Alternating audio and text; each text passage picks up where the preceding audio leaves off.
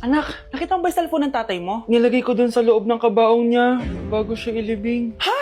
Ba't mo naman ginawa yun, anak? May mga importante laman doon. Baka sakaling buhay pa siya para matawagan niya ako. Ay, Diyos ko talaga tong batang to.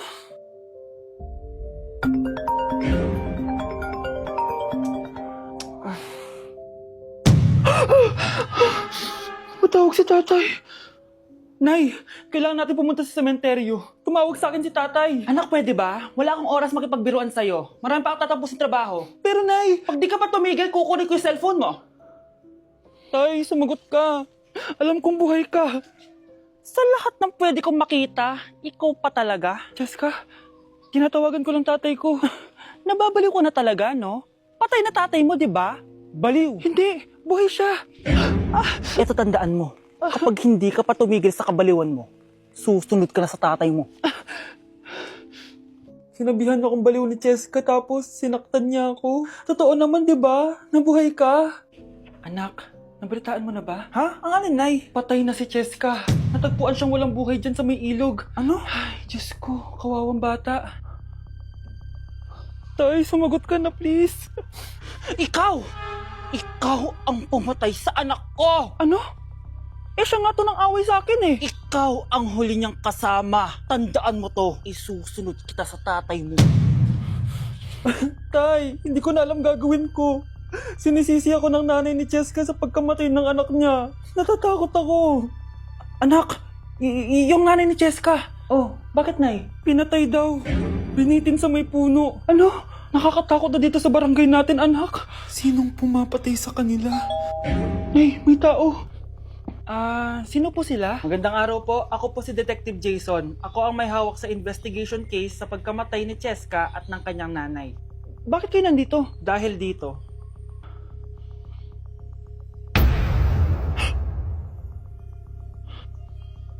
Nay, ikaw pumatay sa kanila? Oo, anak. Narinig ko lahat ng mga sumbong mo sa tatay mo. Cellphone ni tatay. Pinangako ko sa tatay mo bago siya mamatay na poprotektahan kita. Kahit makapatay man ako ng tao.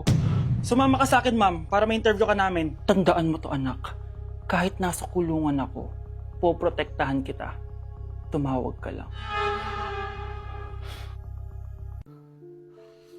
Oh, mahal, saan ka galing? Galing ako sa doktor, mahal.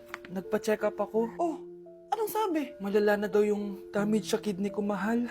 Kailangan ko na maoperahan. Kung hindi, alam mo na. Mahal, may savings pa tayo. Gamitin natin yun para maoperahan ka na agad. Hindi ganun kadali yun, mahal. Kailangan daw may mag-donate ng kidney sa akin. Ha? O, edi kunin mo yung sa akin, mahal. Kaya ko naman mabuhay ng isa lang kidney ko. Sure ka ba? I love you, mahal. Alam mo namang gagawin ko lahat, maging okay ka lang, di ba? Congrats po, ma'am, sir. Successful po yung operation yung dalawa. Salamat, Dok. Mahal, narinig mo ba yun? Okay ka na. Mabubuhay pa ako ng matagal, mahal. Salamat sa'yo. Mahal, nilutuan kita ng paborito mo para agad ka lang gumaling. Huy, mahal, sino kausap mo? Ha? Wala to, mahal. Kaklase ko lang dati to. Kinakamusta lang ako. Sige, kain na tayo. Mahal, okay ka lang? Oo, tara, kain na tayo. Mahal, nakakagalaw na ako ng maayos, oh. Di na sumasakit yung tahi. Aba, baka magulat ako. Nakakatakbo ka na rin. Mahal, aalis pala ako mamaya. Kasama ko yung dati kong kaklase. Celebration lang kasi gumaling na ako. Pwede ba akong sumama? Ha? Wag na, mahal. Baka mapano ka pa. Magpahinga ka na lang dito sa bahay, ha? Mahal, mag-ingat ka dun, ha? Mahal, alis na ako, ha? Yung cellphone mo.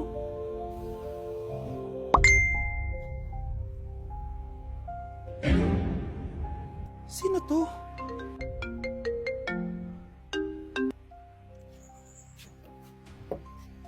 Hala, cellphone ko. Hello, babe. Papunta ka na ba? Miss na kita. Mahal, naiwan ko yung cellphone ko. Walang yaka. May kabit ka?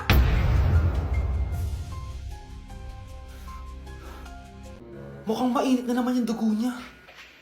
Palagi naman. Okay, class. Bring out one sheet of yellow paper. Mag-essay kayo. Patay, yellow pad. Be, Scarlett, pengin naman ako niyan. Ayoko. Last week ka pa, ha? Ikaw na nakaubos ng yellow pad ko. Ha? Bumili ka kaya? Sorry. Class, pass your research paper. Last week pa yan. Ma'am, eto na po yung akin. Oh, Scarlett. Nasa mga grupo mo? Tinanggal ko na po. Ha? Ba't mo kami tinanggal? Yung mga pinapasa mo, walang kwenta. Binigyan na kita ng chance, di ba? At ikaw naman, Samantha, hindi ka naman nag-send ng GC, di ba? Oh, kayong dalawa. Gumawa kayo ng sarili niyong research, ha? Bes, paano na tayo niyan? Pinapainit niya talaga dugo ko, ah. Bakit kaya palagi mainit yung dugo ni Scarlett? Baka mabigat lang yung pinagdadaanan niya, be. Miss, sorry. Okay ka lang? Ano ba yan? Kasi tumitingin sa dinadaanan eh. Bes, tignan mo. Bulag ka ba, ha? Kita mong dumadaan ako dito tapos babanggain mo ako? Wow! Maldita ka! Kala mo di kita papatulan? Oh, bakit? Porket cute ka? Porket type kita? Ayun, love life lang pala kailangan niya. Nakakakilig sila, bes. Type niya daw ako. Nakakainis, ba't ko ba nasabi yun? Hala, nalipat na naman ako ng classroom. Bakit kinder yung nakalagay dito? Saan yun? Ba't puro mga bata yun nandito? Hi mga bata! Ang lesson natin ngayon ay addition. Sino dito ang makakasagot ng 1 plus 1? Ang dali naman ng lesson dito. Ma'am, 1 plus 1 is equals to 2. Correct! Mga bata, 5 claps para kay Scarlett.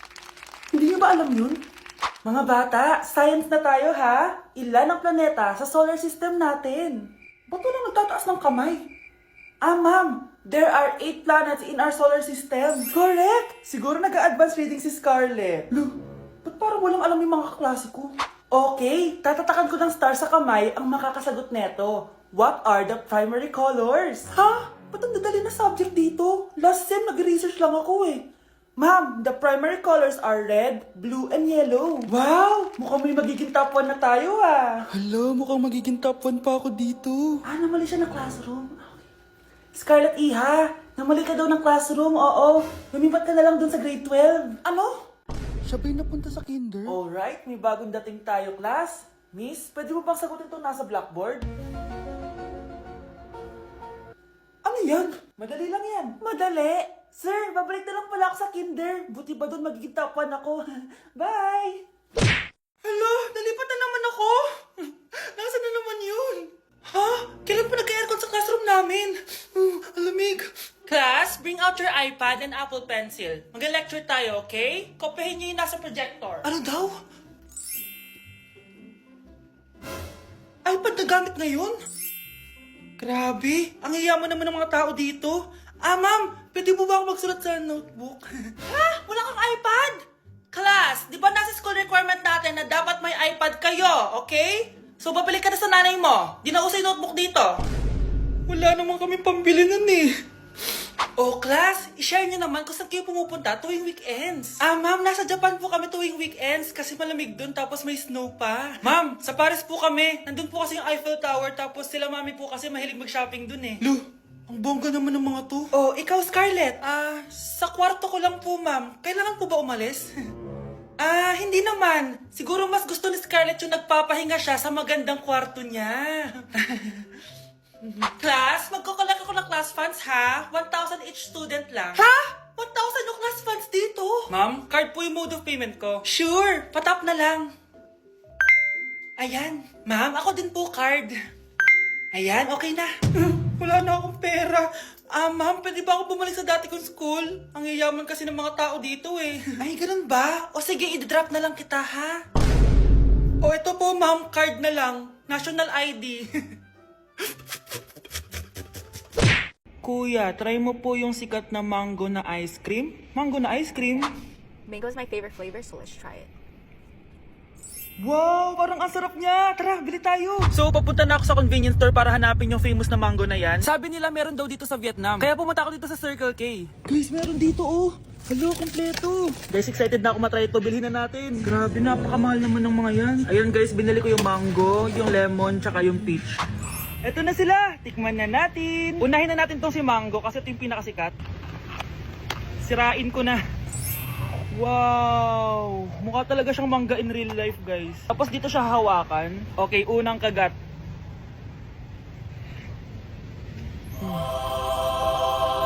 Ang sarap niya.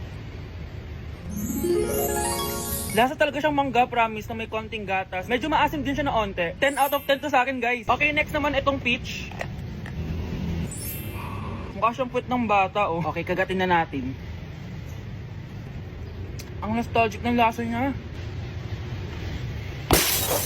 Nangingilo ako, guys, sobrang lamig. Pero ang sarap niya, hindi siya sobrang asim, di rin siya sobrang tamis. Like, sobrang sakto lang talaga. For me, 9.5 out of 10 to. Okay, last, etong lemon. Wow, mukha talaga siyang lemon, no? Okay, unang kagat. At parang wala siyang lasa. Tapos, hindi rin siya lasang lemon. Parang ice cream na wala lasang wala. Wala akong nalalasahan. Alam ba kami sakit na ako. 2 out of 10 lang to sa akin kasi hindi niya ako na-satisfy. For me, masarap naman sila kaya itry nyo, guys. At kung may gusto pa kayo ipatry sa akin, itatry natin yan. So comment lang kayo, guys. Bye! OMG, grabe yung baha, oh. For sure marami naman nakurakot si Dad. Paldo! Oh, Cheska, ba't ang aga mo? Di ba traffic kasi baha? Ay, opo ma'am, baha nga po eh. Kaya pinag-helicopter na ako ni Daddy para safe ako. Kawawa nga po yung mga tao eh. Wow, sana all. Ah, yes Daddy? Opo, nandito na po ako sa school. Yung baon ko 1 million ha, send mo na. Ha? 1 million yung baon niya? No! Binasama yung Chanel bag ko! Sorry, Jessica. Alam mo ba kung magkano to, ha? 600,000 to! Mas mahal pa to sa bahay nyo! Napakamahal naman yan. Whatever. Papabili na lang ulit ako. Salamat ka, mabait ako. Nahiya naman tong 300 peso na bag ko. Be, tara sa kantin. Nag-crave ako ng siomay tsaka ng kwek-kwek. Tara. Pwede bang sa Wolfgang na lang tayo mag-lunch? Hindi kasi ako sanay sa mumurahing pagkain. Be, anong kala mo sa akin? Anak ng CEO? Ano ba yan? Hindi ba kayo binibigyan ng allowance ng daddy nyo? Ako na nga lang. Hindi ka naman ganyan dati. Okay, class. Si Cheska na ang bago nating treasurer. Ma'am, huwag si Cheska. Kukurakutin niya lang yung class funds natin. Parang tatay niya. Flood control, ayaw. Gastos, gusto. Kaya mayaman si Cheska kasi kurap ang pamilya niya. Ang laki ng tax na binabayaran ko. Sa Disney Princess pala natin napupunta lahat. Habang kami, binabaha na dito. Ikaw pa helicopter lang. Wow, napaka-lavish mo naman. Tsaka, pairam muna ako nito Chanel bag mo ha. May ambag din ako dito, no? Hindi kami titigil hanggat walang nakukulong. Deserve nung magdusa. Kaya hindi umuunlad ang Pilipinas dahil kinukurakot nyo. Mahiya naman kayo! Don't stop shaming them. Deserve nila yan. Mainit ang mata sa atin ng mga tao. Kaya siguraduhin nyo na magmumukha tayo malinis, ha? Dad! Alam na nilang lahat! Nadidepress na ako. Binabash nila ako sa social media. Tapos kanina sa school, binubuli nila ako. Nasisira image ko. Ayusin mo to, Dad! Gumagawa na ako ng paraan, anak. Pero sa ngayon, kailangan ko muna kayo palipad sa Amerika para safe kayo. Okay, Dad. I'm calm. Bigyan mo ako ng 10 million pang shopping ko doon, ha? May mga mag-iimbestiga dito. Kaya lahat ng mga luxury cars namin, itago nyo muna. Hindi nila pwede makita yung mga yun. Base sa report na binigay sa akin, may ghost project daw kayo. Totoo ba yun? Wow! It's a yes or no question. Bakit di ka makasagot? Your Honor, kakausapin ko po muna yung lawyer ko. Ang kakapal nyo. Halata naman sa mga kilos nyo na guilty kayo. Kamusta na kaya sila, Mom and Dad? Sana okay lang sila. Nawala sa garahe ang 10 sa 12 luxury cars. Pati mga sasakyan tumakas na. Hindi kami papayag na hindi kayo mananagot. Hindi kami mananahimik sa issue na to. Anak! Umagang-umaga, cellphone agad hawak mo? Tingnan mo ito napanood ko. Huwag mag-cellphone agad pagkagising mo sa umaga kasi pinapataas mo lang ang stress levels mo. Ano ba naman yan, Nay? Oh, doktor na may sabi ha. Tigilan mo na yan. Ah, maniniwala pala tayo sa doktor. Sige. Grabe, ang init. Paniligo na nga ako. Nay, may napanood ako, oh. Kung may nagsabi sa'yo na dapat kang maligo araw-araw, isang malaking kasinungalingan yan. Oh, sabi ng doktor, Nay, bawal daw maligo araw-araw. Ba't ka naliligo? Oh, sige, di na ako maliligo. Kung akala mong healthy ang mga prutas, pakinggan mo tong sasabihin ko. Oh, Nay, nagsalita na yung doktor, ha. Huwag ka na kumagat dyan. Pati ba naman prutas? Hay, magmamatcha na lang ako. Kung akala mong healthy ang mga matcha, pakinggan mo tong sasabihin ko. Hala, sabi ng doktor, hindi daw healthy yung matcha, Nay. Huwag mo na inumin yan, ha. Pati matcha bawal. Sinisira mo ang utak mo sa paggamit ng mga betchin. Oh, Nay, sabi ng doktor, sinisira mo daw utak mo. Huwag ka na maglagay niyan. Tama na! Oo na, lahat ng ginagawa ko masama sa akin. O sige na, ititigil na ako. Basta mag-cellphone na ako, ha. Sige na, mag-cellphone ka na. Pero huwag ka magpupuyat, ha. Masama pa rin yon. Malaking kasinungalingan yung sinasabi nilang bawal ka magpuyat. Anong sabi mo, Nay? Sabi ng doktor, pwede naman eh. Bye!